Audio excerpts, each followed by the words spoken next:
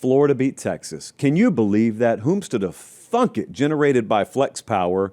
That's what this entire segment is. But you know what needed generating? Florida. Just Florida as a team needed generating. I'd give this game 3.5 chali on a 1 to 5 scale. Very viewable, very entertaining, very much surprising to some people. Of course, by some people, I don't mean ourselves, because we picked Florida to win this game and got ridiculed for it. And this is not a receipts type of show. It's not an I told you so type of show. It is. But tonight, a little bit later, a few minutes from now, we have to have a tough conversation with our friends in Austin and the surrounding areas. However, we talk about winners on the show first. So Florida was treated like a 3-touchdown dog, left for dead in this game. And the line, I think it closed at 4.5 or 5. It was anywhere between 4.5 and 6.5 throughout the week. And I picked Florida. Look, not all things come to you very clearly, but this game came to me pretty clearly. I mean, Jesse, remember Tuesday when we were breaking the game down in our pre-show, I looked and I said, why does Florida not win this game?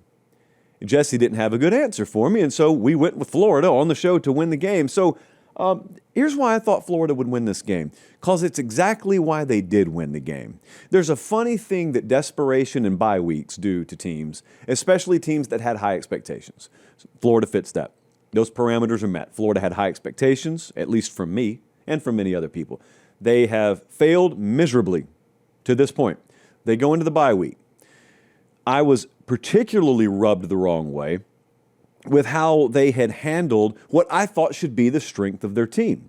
And the strength of their team, although it could be DJ Lagway, I thought was their ground game, and I had looked so far this year, and it wasn't difficult to see. It's one thing if you don't run the ball because you can't run the ball. That hasn't been the case at Florida. So to prove to you that you're not wasting time watching this show during the week, if you only come around here Sundays, we got to have decent read on the game sometimes. So Bradley, tee it up. Here's what we said Florida needed to do to win the game Tuesday. Roll it. Frankly, I don't have much to go on. But I'm hoping some things change for Florida coming out of the bye week. They're 106th in explosive pass rate right now. I think they got to take multiple shots in this game. Is it a high percentage chance? No, it's not. But if you don't convert them, you got a no percentage chance. You got to fully commit to the run. Right now, you're sitting at 5.9 yards per carry. Jaden Ball is. And yet I watched the LSU game, and he carried it 10 times. And I watched the Miami game, and he carried it 12 times. These are not blowout games. These are very close games, and they're just not giving him the ball. I have no idea why. I think Florida's going to find a way to win the game. I'm just telling you, I don't think there's that much separation between the teams. Good call, Josh. Hey, Paper Popper, what if I told you Billy Napier watched every second of that episode? Which I can't prove, but I suspect. And they gave Jaden Ball the ball more times last night or yesterday than he had in the LSU and Miami games combined, and you will never believe it, but he topped 100 yards. Now, you're not going to run the ball for 6 yards per carry on Texas. They're pretty good, contrary to recently popular belief. Texas really good defensively. But he averaged 4 yards per carry. And you know what that did? Once you proved that you'd stay committed to it, that was part 1 of last week's preview. Part 2, the follow-up there that I alluded to is maybe that's when the explosive pass game opens up for DJ a little bit. Wouldn't you know that he had 2 passes of 50-plus yards yesterday, which matches what they had through the first 4 games of the season. I am not a play caller. I'm not an offensive coordinator. I don't even wear headsets when I do podcasts. But that's how easy the Florida offense was to figure out on the surface. That's how easy it was. I would put it another way. One of the biggest fears that Texas had to have had going into that game is, I hope they don't commit to the ground game. That'd suck. I hope they keep doing what they've been doing. Well, when you're desperate and you go into a bye, my entire thinking behind picking Florida is the last thing they're going to keep doing is what they've been doing. That hasn't given them results. Again, people who don't even watch football can understand this logic. So, rushing attempts in this game, not a padlock stat, but significant. Because if you told me Friday, Billy and them are going to run the ball 37 times, I would have been comfortable with the outcome. I had already picked Florida. I'd be comfortable with the outcome. No guarantees. But you know why I'd be comfortable? Because I do trust the personnel there. I do trust that offensive line's good enough. I certainly trust that the tailbacks, specifically the one I just referenced, are good enough. And then 7 of 14 on third down. it's just all the tumblers started falling into place. Now, I saw our buddy Will Compton, who had notably ridiculed me for the Florida pick earlier in the week. He said something along the lines of what a lot of people were thinking watching this, and that's, where's this Florida team been all year? Sounds familiar, doesn't it? Pretty much copy and pasting what you were saying about this time last year. The difference is this time last year, they had a quarterback injury which necessitated DJ Lagway being inserted as the starter, and then just mushroom cloud. Florida blows up in the best of ways down the stretch. Well, they didn't have that. I'll tell you what they do have, though. They got a quarterback that didn't participate in spring and is still pretty green when it comes to starting experience. Say all that to say this. What if, bold concept I'm going to throw out here on the show tonight, what if every team that's going to be good is not ready to be good by week 1? What am I saying about Florida? I don't know that I am saying anything about Florida. I'm just asking something. I'm just tossing it out there for the class to dissect here at Pate State. What if, and let's use Florida as an example, what if Florida was destined to play at the level that you'd be accustomed to the number 8 team in the country playing at, but they weren't going to meet that until week 6? Is that possible? Answer, of course it's possible. Is that Florida? I don't know. That's why they're going to make them play the rest of the games. And in case you haven't noticed, Florida's got a tough one. So they're right back on the road in College Station this Saturday night. But there is a narrative. We have to acknowledge the narrative that's been floating around, and that is when you got LLL there, if you're watching on the screen, LLL, that's 3 losses in a row. That tends to make the natives very restless. They have been at Florida. They should be at Florida. There hasn't been much patience for Billy Napier and his staff. There shouldn't be, because you've given them all the patience they needed. They haven't delivered so far this year, which led to narrative. And the overwhelming narrative around Billy Napier was, it's a foregone conclusion he's going to lose his job. Hey, wait just a second. Appreciate you guys watching. Most of you are subscribed. If you're not, please do so. It's free. It helps us keep the show free, and that's how we do college football year round. All right, back to the video. I bought that last year, and then he didn't lose his job. So then we came into this year, and it started again. And I'll repeat what I've heard on the show. So last week I told you, hey, that's what I'm hearing again. It's a foregone conclusion. But then you'll notice I followed it up with, I don't know that I share that belief, because if he's still there, then he's got an opportunity to win. And the crazy thing that can happen when a team does not quit on a coach and they're really talented and take pride in their performance, like Florida does, is they can mess around and win games. So if it's a foregone conclusion he's going to be gone eventually, he needs to be gone immediately, or else you're going to screw around and let him win games again. Now, I like Billy Napier, so I hope he wins every game he coaches. It'd make me look good because I predicted him to go to the playoff. But what I'm saying is, I had a buddy text me this morning, actually like 10 of them, saying, this just prolonged the inevitable, right? And that's the general consensus, I even think, amongst Florida fans. Oh, this prolonged the inevitable. I don't know that. You don't know that. We can think, we can assume, we can guess. You don't know that. How do you know it prolongs the inevitable? Or in other words, are you telling me that if he doesn't lose another game, he's still gone?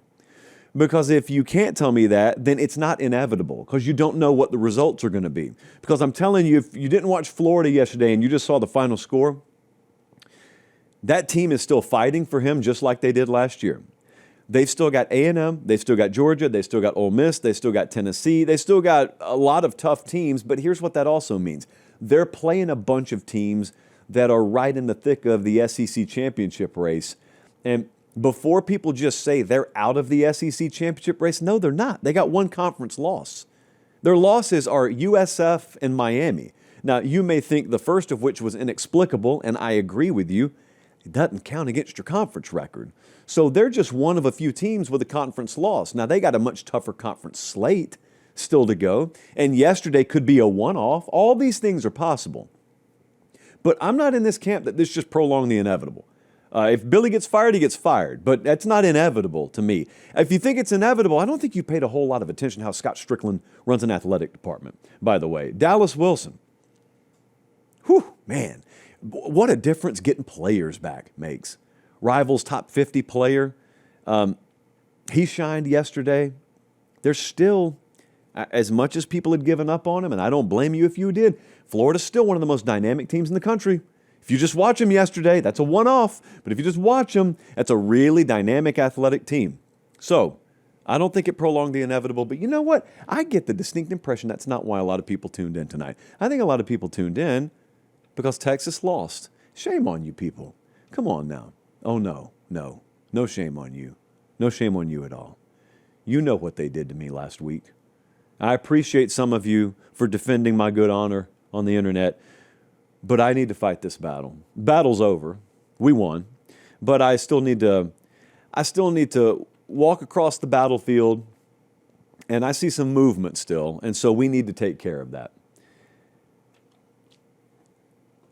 In case you didn't notice last week, most people picked Texas to win the game.